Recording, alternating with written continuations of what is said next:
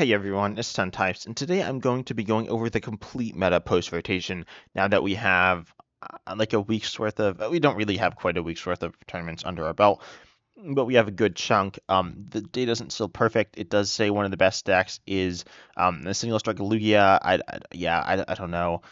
But for the most part, this data should be decent. And today we're going to be looking at some lists, the top 10 decks in the format. Previously, I looked at just a few tournaments, but this is a complete scope of all the events post-rotation. First of all, decks not in the top 10. First of all, there's other at 5. This is mostly control.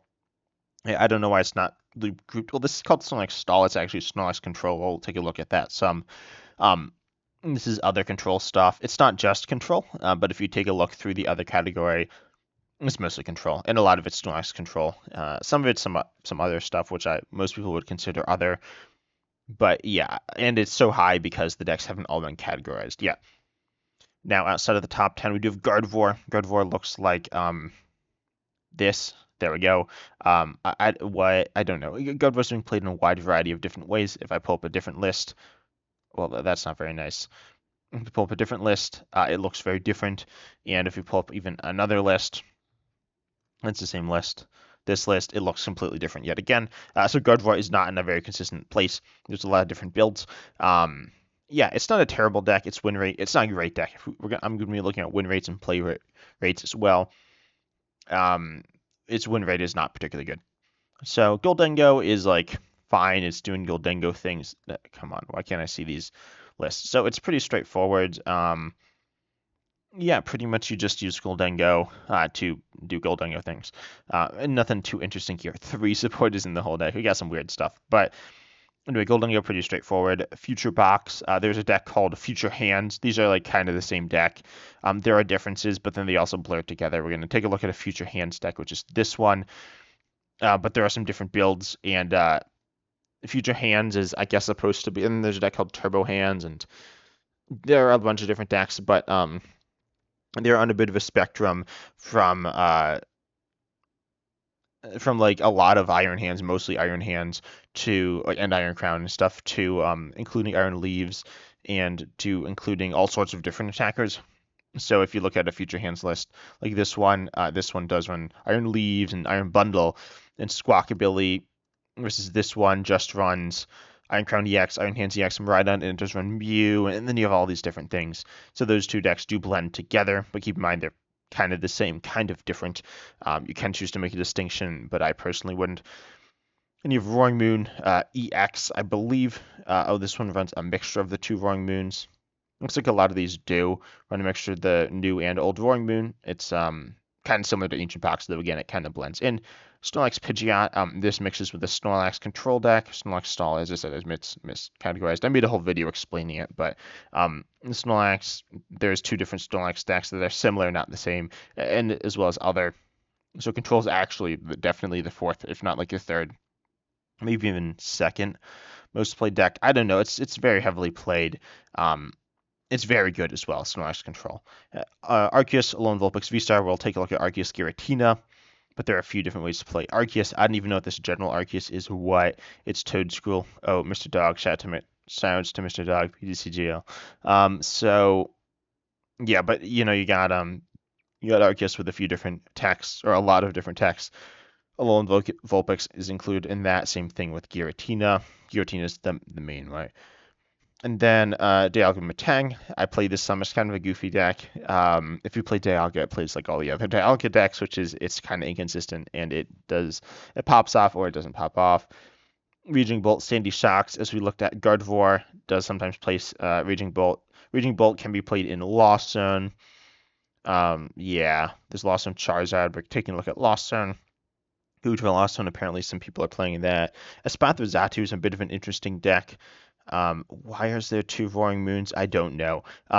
Anyway, so this is this the EX? No, this is the single. What? Okay, I don't know what this deck is, to be honest, this Roaring Moon deck. We're going to take a look at Ancient Box, which is Roaring Moon. So yeah, I don't know why there's 3 different Roaring Moon decks, but yeah. And then I guess with this Espathra Xatu, that's a pretty good deck. It's not played too much. It's a little bit of a weird deck. It's kind of disruptive, kind of controlly. Miraidon. There's another Miraidon deck higher up. Thought there was. Anyway, there's Miraidon. Oh, there's Miraidon here, and then Miraidon Regieleki. That's I showed a video showcasing a Regieleki VMAX deck. It's a pretty fun deck. And then Gengar is it's an EX. It's not very good in my opinion. It's pretty terrible. It's doing okay, but only a few people have played it. Raging Bolt, same thing. Actually, that's like bad. Raging Bolt is not a very good deck. It's not terrible. If it pops off, it's really good. Yeah, but that's all the like quote fringe decks. I don't think there's too much to say about the rest of these. Oh, someone played Incineroar. They did not do well. Two people did. Yeah, Incineroar is a really cool deck. I might play it at some point. It's kind of bad though. Anyways, getting into the top 10, number one, I'll just start there, is Charizard DX. I've talked about this deck a lot. I'm sure a lot of people have, you've heard talk about it. You do Charizard DX things. You have a bit of, um, you have a bunch of different options. It's a Pidgeot EX based deck. Generally, you don't have to play it with Pidgeot. And I think it would be under the same category in Limitless here, or Play Limitless. And so, yeah, it's pretty straightforward. Also, these are all just random lists. I guess, quote, traditional top lists, but yeah, I just yanked them off the site. And so, you got the Gengar as well, which is a counter to Snorlax control, as well as Mawile control. Mawile control is not really a deck, it's just a card, a trapping, control card. But it is played some. And then Snorlax is obviously very common, and it can be used to counter, I guess, other things. But in my opinion, it's not amazing. I'd play Minior over it, but they're kind of different. And then, yeah, that's about it. It's Charizard. Lugia with Chinchino. I've talked about this deck before as well. It's very good. Snorlax is nice. It's a nice addition, or it's a nice inclusion. Chinchino is like the new card. It's good. In my opinion, a little inconsistent. And also Charizard and Lugia. Lugia's performing better than Charizard. So Charizard's win rate is about even. Lugia's is a bit above even, a noticeable bit above it. And so Lugia is probably better than Charizard. Charizard is probably the most overhyped, or I don't know if it's the most overhyped, but it's the most popular deck. I think a lot of people are going to assumed it was going to be really good. It's like fine, but Lugia is a very solid deck, probably a better deck. And I've been looking at results throughout the day, preparing for this video, and the two are not really preparing. I was just looking at them, but yeah, these two decks have like been flip flopping, and then the Future Hands deck, which is kind of grouped in with the Future Box deck. Again, we have a noticeable dip down in play rate to the Future Hands, but as I said, there is Future Box, which could be lumped in here to make it even potentially the highest deck, I think. Not quite, but still higher. And you have Iron Hands EX and Iron Crown EX and Miraidon. This is a very straightforward deck. If you play it with just those three Pokemon, and then obviously some lists mix in more. This list runs Mew EX. You can play Radiant Greninja. You can play all sorts of different things. You can run, as I said, Iron Leaves EX. I would personally recommend, I think, Iron Bundle. Iron Bundle is pretty good. It's kind of like Escape Rope. It forces your opponents active to the benched. It is searchable. You do discard it from play, but you can kind of leave it in play as well. As I said, searchable off of Techno Radar and Nest Ball. Sounds pretty cool. Very straightforward deck. You can run Prime Catch. You can run Reboot Pod as well, and they'll both kind of do like. I was gonna say the same thing. They're not like this. They're not the same thing, but you have Counter Catcher. You have and you have other forms of in electric generator. So you have acceleration, you have gusting anyways, so it's not a huge deal which one you play. And they're both pretty good. Also, Charizard plays Maximum Belt usually, or Prime Catcher, but often Maximum Belt. Lugia usually plays Master Ball, as in this list. For some reason, it's the old Master Ball. But yeah, Master Ball is pretty good. It lets you start training Pokemon. Because this deck's so inconsistent, though, it really needs Master Ball. I mentioned this in the previous video. Capturing Roma and Great Ball aren't particularly good cards. So they're not terrible by any means, but Ultra Ball, I mean, there's a reason people play it over Great Ball and Capturing Roma. Master Ball is just because you need the consistency buff. And Prime Catcher is good. The rest of the... But it's not even that good. You have a decent amount of access to Gust, especially this list does run 2 Lumineon and a bunch of Boss and Jet Energy, so you don't need it for the switch. But yeah, so this deck isn't as reliant on an A-Spec. Most decks aren't too reliant on A-Specs. Then we have the Champao Iron Hands EX deck. My thoughts on this. Oh, and then so a Future Hands / Future Box. Future Box's win rate is a little lower. Instead, they're kind of similar, but it's around 50% win rate if you like kind of put the two together. So, and then Chimp Excalibur's win rate is a little lower. It's not too bad though. It's around 50% as well, I guess. Um, so, oh, and also one thing, because these are tournaments, sometimes win rates get kind of like muddled a little, so they're not always super accurate. But Iron Hands EX in Chimp is kind of weird. I get the value. I know people always play it in it. And Chimp EX is Iron Hands EX is a really good Pokemon. Chimp is pretty good. Um, Obviously you have a decent amount of consistency. The one thing is you run very commonly no stage ones. There are certain things that can cause very serious issues to you. There's item lock, there's evolution lock, and those can cause issues. You don't just lose, but they're awkward. You do have Irida as well, which is like very important for you setting up, but you can miss it because you're reliant on Pokestop and all these weird things going on that can miss. You're reliant on Buddy Buddy Poffin and hitting cards, but it's very similar to Chimp pre-rotation as well, which I've always thought was a little inconsistent, but also it does have like a lot of power. And Iron Hands is important against single prize decks, but one thing I want to mention is that it doesn't one shot um, the Ancient Box Pokemon, so that's a bit of an issue. You could also pop in Kyogre to snipe, which I think has some value, but I'm not a massive fan of it. And yeah, also somewhat commonly, although not in this list, Canceling Cologne. Because you have Prime Catcher, you can like Irida, and you can get Prime Catcher or Canceling Cologne, and then like use the other one. Or you can have one in hand, Irida for the other one, and use them both in the same turn without using your supporter. We see no cops of Boston's orders. That is kind of sketchy. As I said, item lock is a thing, not a super common thing, but something that if decks are too weak to, then you will lose. And Champao is very weak to item lock. It is mostly items. So yeah, it's a little good deck. Not my personal favorite, but a pretty good deck. Then we have Mill. This is Great Tusk Mill. Come in here with a not so great win rate.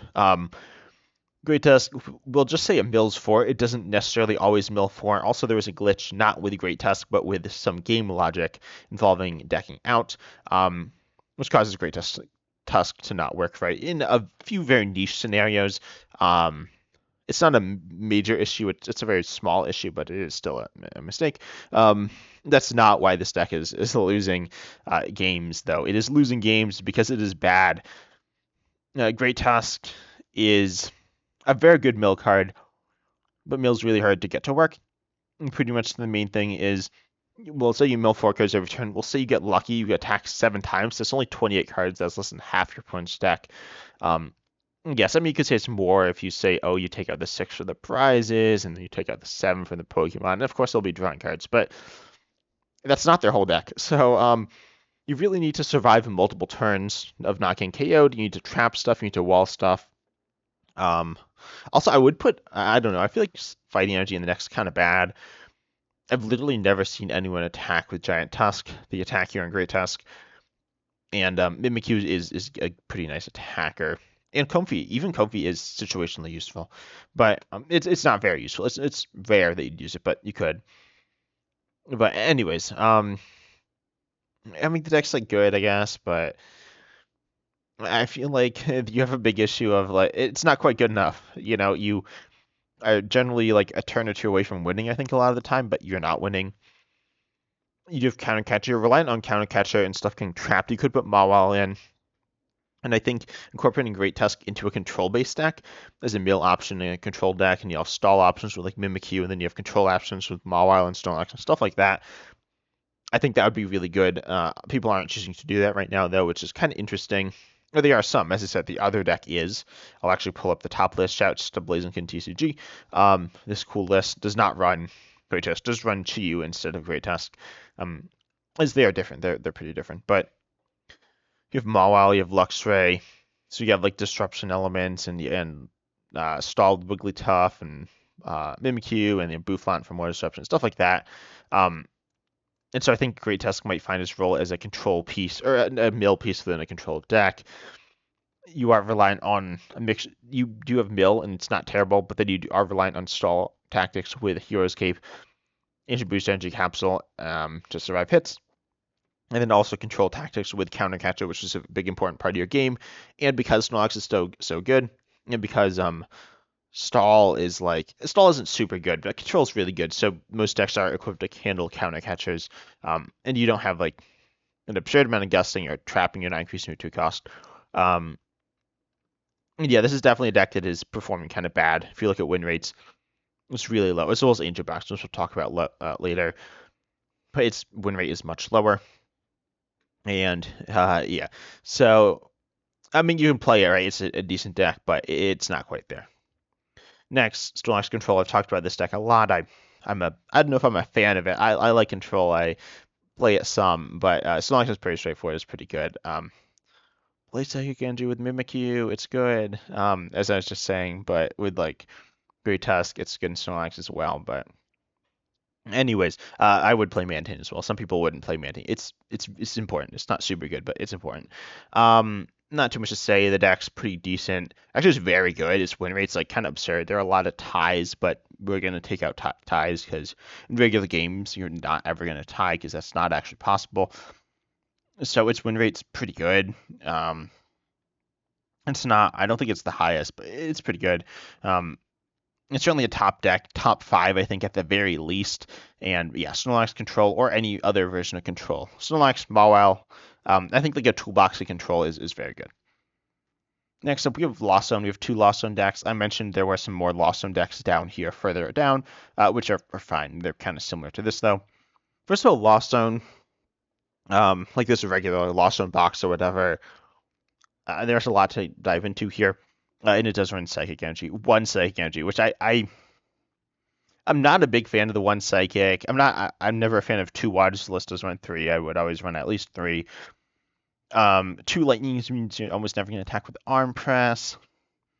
4 Darkness, to me, I would play. So the idea is I would generally play, and I think the idea kind of is in this list that you have 1 more energy than you need to attack with. So you need 3 Darkness on Hoopa, so you run 4. You need 2 Water on Radiant Granger, you run 3. You need 1 Lightning on Raikou V or Iron Hand ZX, so you run 2. Of course, Iron Hand ZX's Arm Press does take 2. And then the 1 Psychic on Sableye.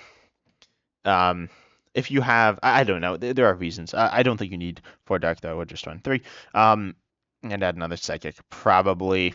But, that's just like a small tweak. But when you talk about Iron Bundle EX, its attack does stop evolutions from attacking. They can switch out. There are a lot of things they can do. This is not a super powerful attack. It's not a walling attack. It's just stopping the defending Pokemon from attacking, but it can be really useful. So Iron Bundle here is, in my opinion, a really solid option. And then, of course, you have the ability here. If it's on the bench, you can discard it and switch your opponent's active to the benched. You don't choose, they choose, but it's useful. And yeah, a few other things about that.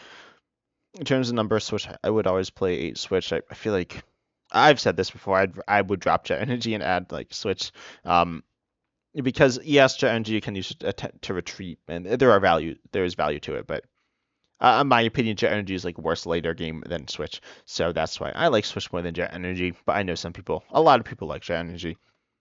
Also with Rescue Board, Jet Energy's value is a little bit lower. Artazone is also kind of mid in the deck. I didn't know what stadium I'd play. I don't know what stadium you need. There are lots of obviously different options, but yeah.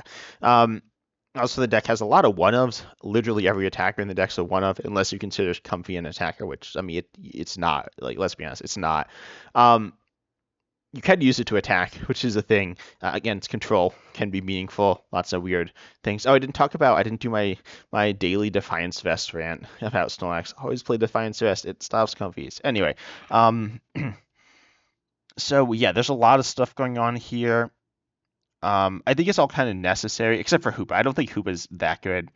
It helps against fighting weak Pokemon, and it helps in a few matchups, but I guess it's pretty good against Iron Hands. It's not amazing, but it's pretty good. So I guess I get it. But it's about as good as the Minior Super Effective Glasses. The reason people aren't playing Super Effective Glasses in Minior is because you would generally play that with Tropius, but Tropius is rotated, right? So you can't play that anymore. And I don't think there's a great grass tack. I'm actually going to do a quick search. I should have planned this out before, but let's grab the cards. Yeah, I don't think so. There's Iron Leaves. The X we'll talk about in just a moment. Outside of that, we have this is a lot more Pokemon than I was expecting. Yeah, there's anything amazing here. Iron Leaves EX is pretty decent. You want something that's only one grass energy. Iron Leaves is two. So yeah, there are a few options, I guess.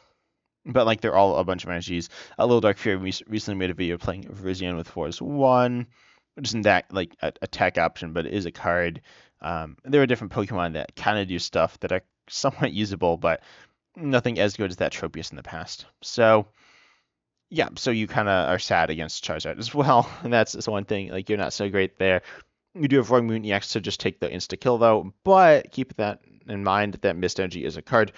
Mist Energy is sometimes played in Charizard. I'm actually going to look at lists till I find one that runs Mist Energy to see how common it really is. There we go. So this third list here runs Mist Energy. I'll look at a few more. I'll look at like okay, so in the top five we saw two that ran Mist Energy. So yeah, Charizard is not a great matchup for the stack. You could run TM Devolution. There are lots of things you could do. I would probably run TM Devolution in this stack, as that is a nice little addition. You could run Town Store. You could run Super Effective Glasses. There are all these different ideas could use here. One other thing, I guess I haven't mentioned this much, but in terms of V's and Lasso, you're looking at like what V's do I need because you want to be able to use Force Steel Stone and it only runs Raikou V because the other ones you would run, is there a water one? I don't know. You run Dragonite V. Oh, and then Glaring Moltres V sometimes. I feel like I'm forgetting one. I'm going to look real quick. I guess it's mostly Dragonite and Raikou. So, but you're not running Dragonite V because it rotated. So, yeah, I feel like only one target for 4 Steel Stone is not amazing. You do have ways to search out Raikou V, but yeah. Also, Buddy Buddy Poffin, it only searches Comfies and Manaphies, but it's good, I guess. I could see putting a Ditto in, but obviously deck space is an issue. Now, switching over to the more boring Lawson deck, Lawson Giratina, aka it's the main way to play Giratina. I guess I should talk about win rate for these decks as well. Lawson's win rate is good. I said I thought it was going to be good. It is good. Yeah, and then with Giratina Lost Zone, that deck win rate is absurd. And then the Insurance Box is not so good. I guess Giratina's win rate is very good as well. Okay, I guess Giratina Lost Zone's box's win rate and Giratina Arceus is pretty similar.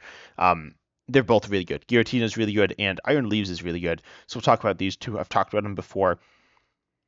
Pretty much you just use Giratina V-Star to take big knockouts, Iron Leaves to KO Charizard, and you have some other attacking options. And Lost Zone is Sableye. There we go. Sableye, Reading Greninja, and Cramorant, and then Arceus. Arceus. So you have these different attacking options. Giratina, Lost Zone obviously has more different attacking options. You have those three different attackers, and you lean into those versus Arceus leaning into more disruptive elements like Airy, Professor Terra's Scenario, Lost Vacuum, Pokemon League HQ. There's a Lost Vacuum in here, but as well. So you have disruptive elements in the Arceus build, and you're more tanky and stuff like that. You have Radiant Gardevoir. You have all these different things to kind of play a little bit of a stall game as well. And then within Lost Zone, Giratina, you are just very aggressive, and you can take knockouts through a wide variety of means with Sableye and Radiant Greninja and Cramorant, so you can attack with single prizers, get a better prize trade as well, or I guess more accurately, throw your opponent off their prize map. And so both of those decks are really good. Giratina V-Star is a very powerful Pokemon. Lost Zone and Arceus are also really good, and Iron Leaves EX is a really nice little counter Pokemon. Lastly, we need to talk about Ancient Box. The other Ancient deck we talked about, so this is called, what is it? Yeah, Ancient Box. There's Roaring Moon, and there is also the other Roaring Moon. I don't know all the differences. But yeah, this stack is not so good, and Great Test Mill is also not so good. Ancient is not bad, or is not good. It is bad. And so the big issue is the deck's kind of slow. I know some people like it, but it's a little awkward to get all the stuff you need. You're just kind of digging through your deck, hoping you finally get the stuff you need, but oftentimes you find yourself coming up very short. So yeah, I don't think that this deck's good enough. Fluttermane is really nice though. It does wall off, or it does turn off your opponent's active Pokemon's abilities, which is really good against Lost Zone. So if you're looking to counter your opponent, this is really nice. Keep in mind that you can use the guy with the big sack, the Delibird one. Iron Bundle, there we go. Iron Bundle will kind of be a counter to Fluttermane, but you can put two Fluttermanes into play. They can obviously gust around it as well, but Fluttermane's pretty good against Lost Zone. Its damage is decent. It's not amazing, but against also is good enough, I think. So you have that option. But then against like big HP Pokemon, you do have Roaring Moonyax, and that's kind of what you're leaning into. Because without Roaring Moonyax, you're just not taking big knockouts. And so the new like the Roaring Moon, Koraidon, they're pretty decent price trading if like Koraidon's just a very solid, consistent Pokemon. We're hitting these mid to low to mid range damage amounts, but I mean it's not insane. So I think the deck's gonna struggle, but with Fluttermane, with Roaring Moon, these more interesting tech options, I think the deck does become a little bit better. I think Ancient has some potential. I don't think this deck's super good. I think it's a decent single price deck. Obviously, Roaring Moon is not a single prizer, but outside of that, it's good, but you need to be open to playing those multi-prizers. But anyways, that's all for today's video. I hope you enjoyed. If you did, consider liking, subscribing, hitting the bell, all the good stuff. And as always, I'm excited to see you in the next video.